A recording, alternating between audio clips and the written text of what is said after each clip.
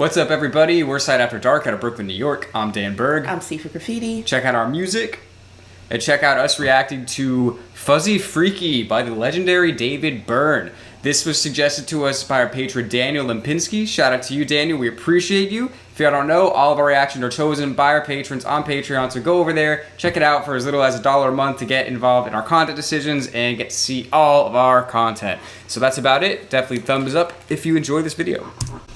Shaped the course of American contemporary music. Along with his latest work, we'll hear a new enthusiasm for some of our old favorites. Please welcome David Byrne. Hey, hey, hey, hey, hey!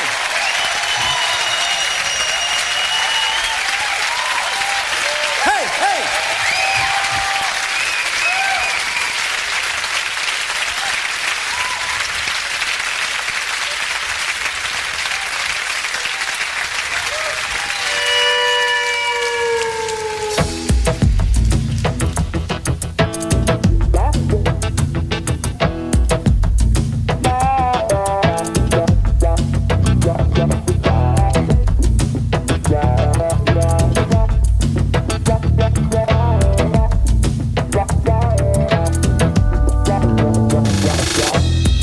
Is tattooed in the perfect place.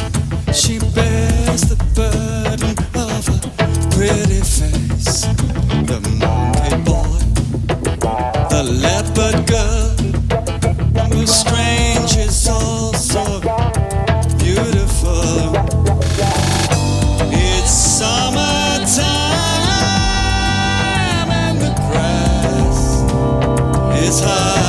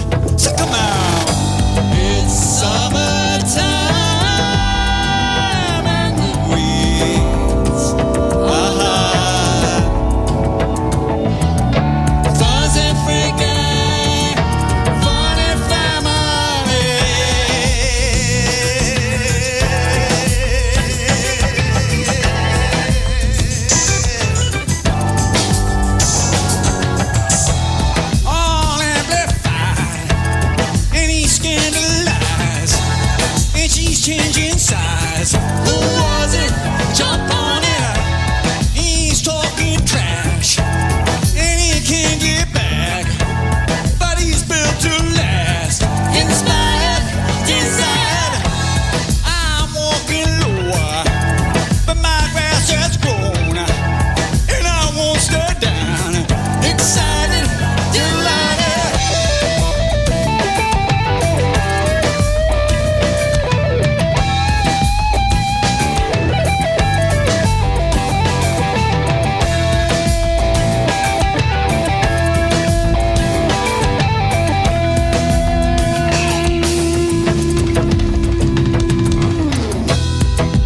Cute, I'm awfully cold. I'm sometimes rich and I'm sometimes poor. Butterfly, when I graduate, you have to stop me if I get too big. Stop me. It's summertime and the winds are high.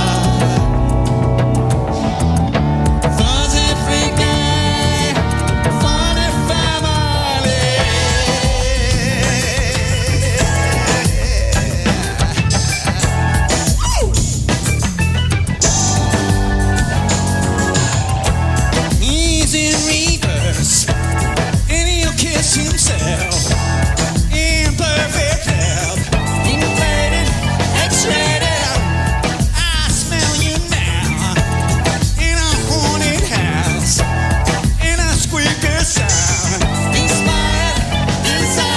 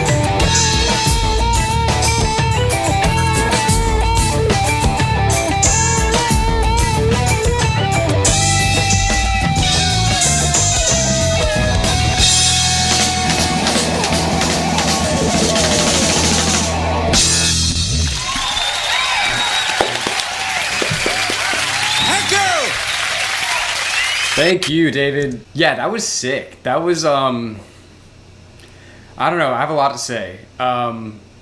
First of all, shout out to the suit.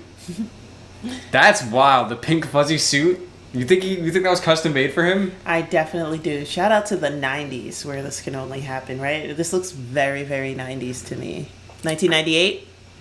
It does, but I also feel like that's something that he could easily just wear now and nobody would even care because it's David Byrne. Very you know true. what I mean? Like, very true. But this is the whole vibe. Like the girl on stage, she was very 90s too. yeah, true. Yeah.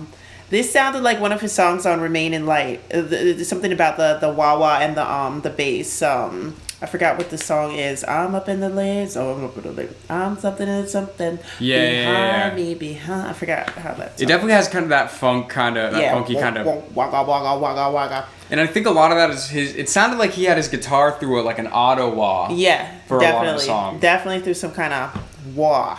Yeah. Definitely. And then he had the reggae bass, reggae-ish bass there that was kind of helping with that kind of like groovy groove. I thought it was cool. I loved, he always sounds great when he belts and goes high. I appreciate that he found somebody that could like run the same pathway with him and like, intertwine with him. And it sounded so, man, I didn't want to rhyme divine, but it sounded kind of divine. I liked it. Yeah, no, when the harmonies came in with the two of them, it sounded amazing. And something else I want to say, normally if I see like I'm not usually a fan of rockers with the headpiece because that always just seems like such like a pop star thing to me. Like I'm like that's some Britney Spears type shit.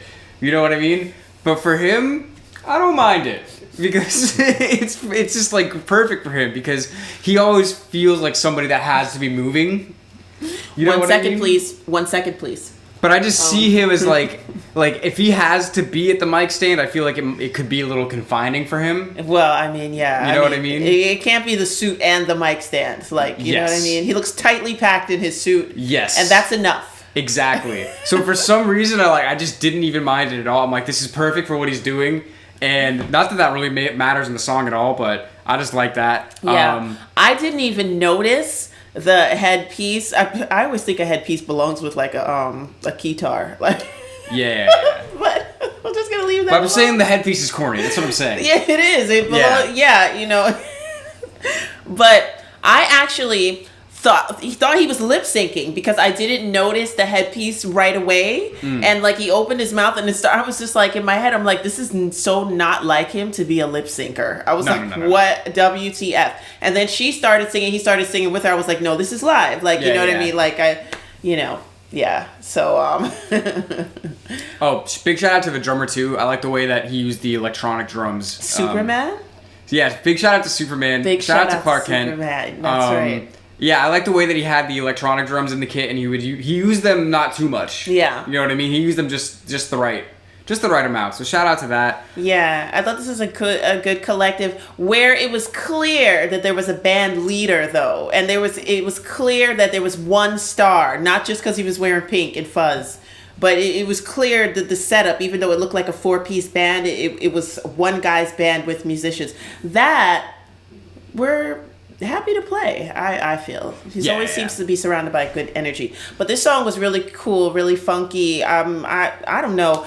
I don't dislike anything that David Byrne does. So you are very biased when it comes to him. Even if it's a bad song, I will find a reason and a way to like it. I promise you. Yeah. So shout out to David. He's the best. So big shout out to Daniel for suggesting this. Big shout out to all of our patrons. You're helping to make all of these videos possible. Big shout out to everybody on YouTube. We're S.A.D After Dark, and we'll see you soon.